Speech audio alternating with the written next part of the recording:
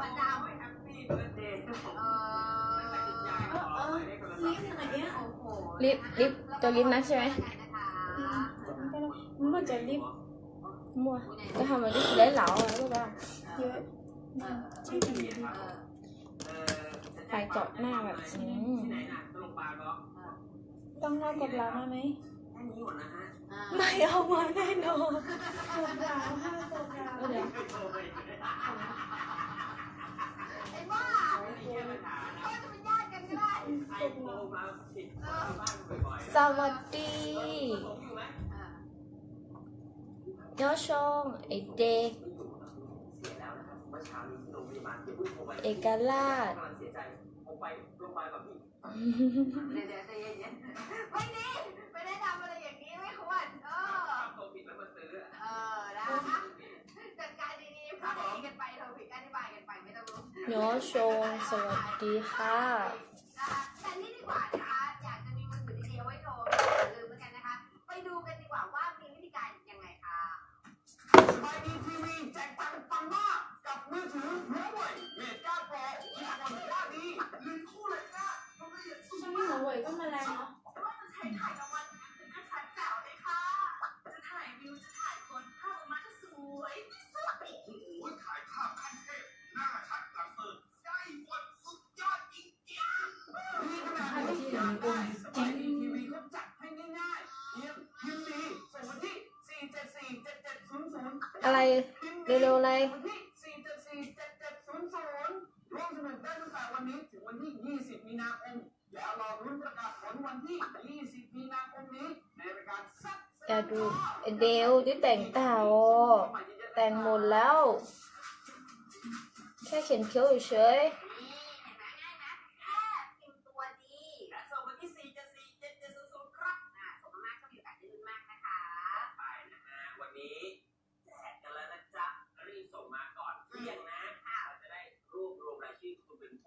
รู้สึกดีรอบนี้ถูกต้อง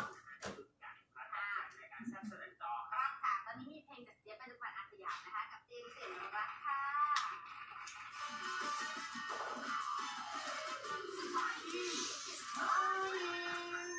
คือน้อยอยู่กับหลานพ่อแม่มันเลิกกันละไม่มีใครเอาชาลีก็เอามายัง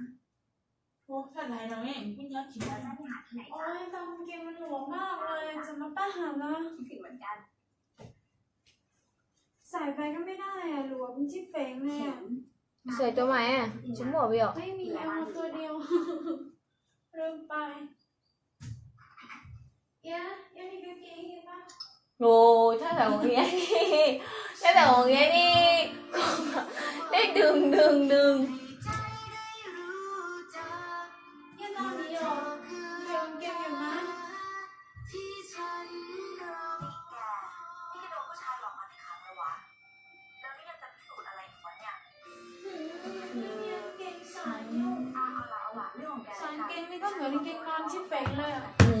ไม่ทำตรงไม่โคตรน่าเบื่อเลยวะโอเคแค่นี้แหละขอโทษละชอบเอ็นนุ้ยเพลงต้องไปก็ลูกเอี้ยงเหรอน่ะเปิ้ลเหรอเปิ้ลฉันเหรอ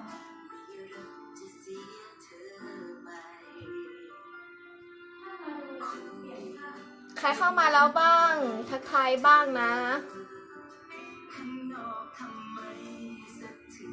ไม่ก็เขาใส่น้ำพ่อแม่เข้ามาก็ทักทายนะคะไม่ทักทายไม่รู้นะว่าใครเข้ามาบ้าง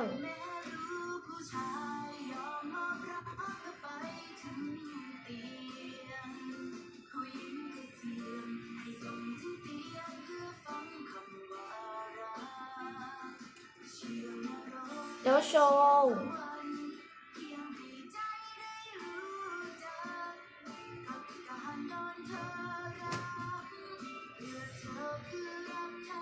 ไฟเจาะหน้านะแรงมากไหมตอนนี้แรงมากเสื้อโค้ทเสื้อนี่เราหน้าจะขั้นหนาวหนาsau đó lắm hảใช่แล้วเหรอem hả chú con เจ๊น้ำหอมไม่โอเคแล้ว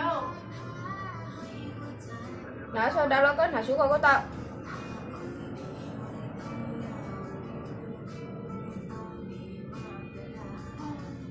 มีแต่คนเข้ามานะคะ ไม่มีคนทำ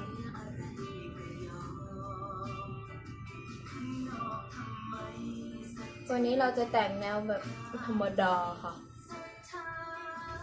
แค่ธรรมดาออกไปนอกบ้านได้เลย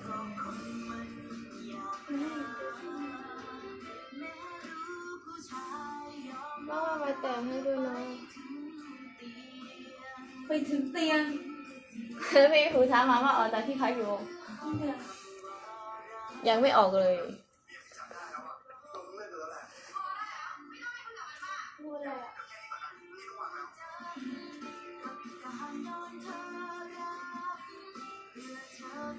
โอเคว่าเดี๋ยวไปแต่งให้เดย์เนาะ เดี๋ยวนั่นเราบริเดี๋ยวไม่ติดหน้าแล้ว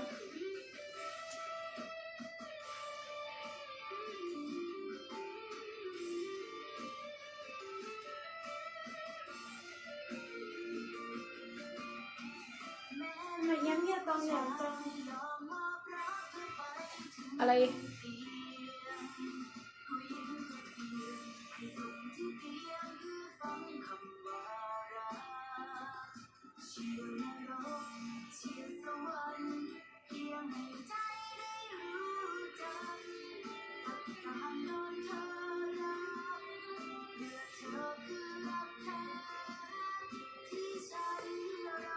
อี้ยลองเอี้ยหน่อยนะ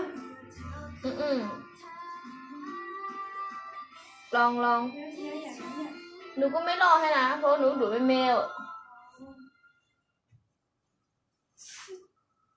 ชีวิตเราผิดพลาดมาหลายครั้งแล้วอ่ะเราไม่อยากให้มันเกิดซ้ำอีกโดยเฉพาะกับเรื่องนี้อ่ะ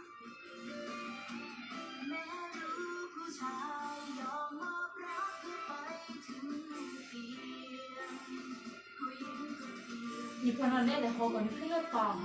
你站了个你晃呀，练的啥不一样？ ซ้ำนอกไปปะซ้ำนอกก่อนดิ 没事的。 อืม 啊，哎， เท่ากันยัง ยังไม่เท่านะคะ ยังไม่เท่า สบายดีทีวีเปลี่ยนเลขช่องเป็นเลข141แล้ว เลขเปลี่ยนแต่ความบันเทิงไม่เคยเปลี่ยนสบายดีทีวีช่อง141ครับ141จำให้แม่นสบายดีทีวีช่องเดียวครบทุกความบันเทิงครับจำง่ายๆกดเลยครับ141สบายดีทีวีจ้าดูสนุกฟังสบายจำง่ายๆกด141สบายดีทีวีครับสนุกได้หมดแค่กด141สบายดีทีวี แต่ไม่เป็นนะมันเป็น คุณอยากจะสนุกแบบง่ายๆกว่านี้ เสื้อเลยนะ มานำเสนอ ไม่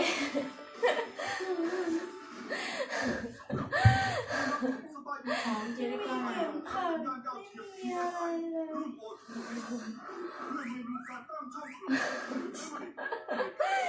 นี้ไม่ได้ สะดวกสบายมากยิ่งขึ้นกับวิธีการที่แสนง่ายดายแบบนี้เลยครับ เริ่มจากกดเลข141ที่รีโมทย้ำกดเลข141ที่รีโมทเพื่อเข้าสู่ช่องสบายดีทีวี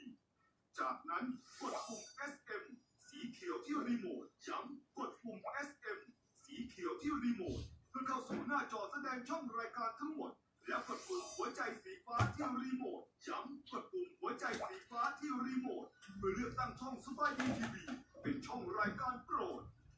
สุดท้ายกดปุ่ม Exit ย้ำกดปุ่ม Exit เพื่อออกจากการทำรายการโอ้ไม่พระเจ้ามันง่ายมากเลย 不然我好久你 เพีย 听 งแค่ 过。 3ขั้นตอนนี้เท่านั้นสบายดีทีวีช่อง141ก็จะเข้ามาอยู่ในช่องรายการโปรดของคุณแล้วและเมื่อเวลาใดที่คุณอยากจะชม 先 ช่องส 把 บาย 我 ดี 的 ทีวี 人。 เพียงแค่กดปุ่ม Favorite ย้ำกดปุ่ม Favorite ที่รีโมทเท่านั้นสบายดีทีวี141ก็พร้อมที่จะเสิร์ฟความสุขให้คุณอย่างง่ายดายแล้วครับมันดีอย่างนี้นี่เอง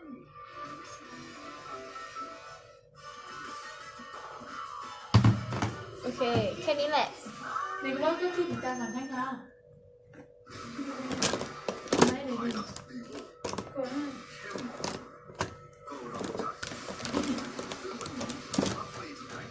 这个，因为你说。nhớ sông Em cả nè nhớ tao cái nè nhớ tao mới kìa quá xinh thì ta là sống cho ปัญหาแบบนี้คูลไลโบเบลสเปรย์นวัตกรรมเลี้ยวโฟมแต่งตัว sinh raเหมือนกันใช่ไหมเว และช่วยกระชับสัดส่วนคูลไลโบเบลสเปรย์จากโดนัทโทน1577 Chị cho người ta cũng rồi nó hổng sẽ cứ bảo chạy cũng xảo về nó đó về mới cao Ủa mà cái à sao lại nghe cái xảo nó lút tha không hiểu chung đó tha lấy thốnด้วยของเมเลสกาแล้วแต่ว่าของไม่เหนียวรู้คือลงฟู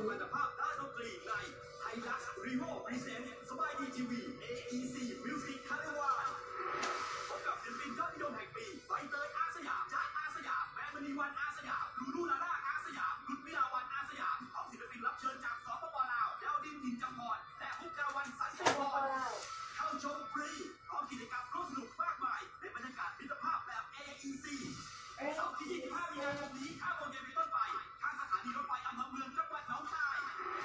สนับสนุนโดยไฮลักซ์รีโวแรงจริงหนึ่งจริงผลิตภัณฑ์เอลเซ่เลเยอร์เค้กไลมอนเอฟกลุ่มอนามัยโอเชียนไลฟ์ไทยสมุทรประกันชีวิตทรูมูฟเอส 4G Plus ตู้เติมเงินออนไลน์เอเจเติมสบายวันไวทุกสุดเผ็ดอร่อยเสร็จไม่เคยเปลี่ยนผมกับพ่อโปรสั่งง่ายสลายข้าวสบายมือฟรีกิฟต์และข่าวช่องลดแพ้ ใช้แปรงหน่อย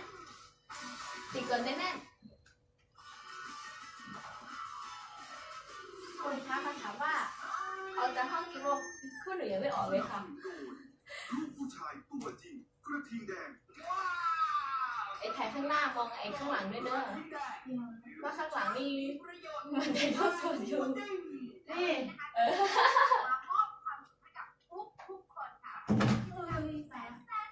Hi nhớ sông nhớ sông nhớ sông สวัสดีค่ะnhớ sông à nhớ sông nhớ sông mà nhàจะลองติ่งไม่ไล่บนนั้นไม่ติ่งเขาเนี่ยว่า nhớ sông สวัสดีค่ะ ที่กระทิงทีมนะตั้งแต่วันนี้ถึง26 พฤษภาคมได้เลย ประกาศรายชื่อผู้โชคดีทุกวันศุกร์นะฮะ 6 โมงเย็นเป็นต้นไป โดยประกาศครั้งแรกในศุกร์ที่ 7 ตุลาคมนี้นะฮะ รีบส่งกันเข้า หมดแล้วนะคะเราก็แต่งแค่นี้ก็พอนะจีเศร้าจงจงก็เท่าเราเขียนตาแล้วทำมาคาร่ายังไงอ่ะอ๋อเนี่ย เขาปากน้ำตาเนี่ย ทำไมไม่ไหว ชีน่า ชี เมื่อไหร่จะเปิดเทอมนะ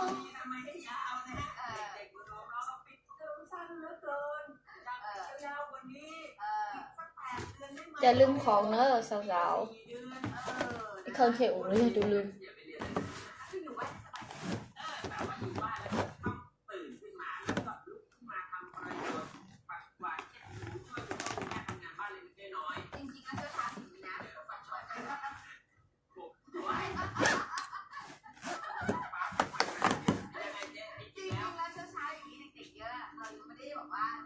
ชวนน้องๆให้เขาเลยนะ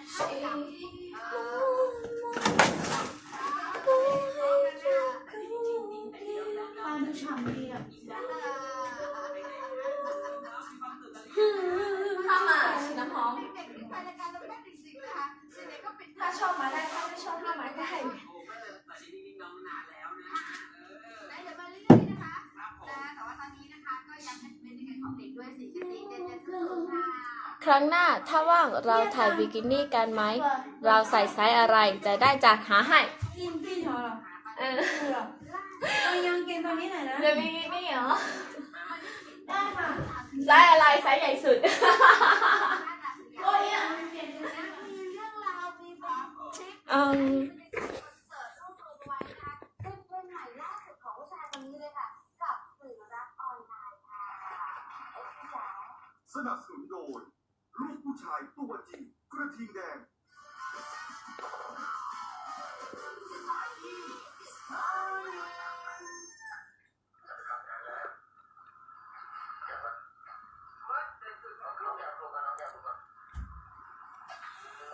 วันนี้พวกคุณบอกรักใครบ้างหรือยังถ้ายังไม่บอกเราหยิบโทรศัพท์ขึ้นมาแล้วโทรหาคนที่เราอยากบอกรักดีกว่าแล้วโทรหาเขาสิ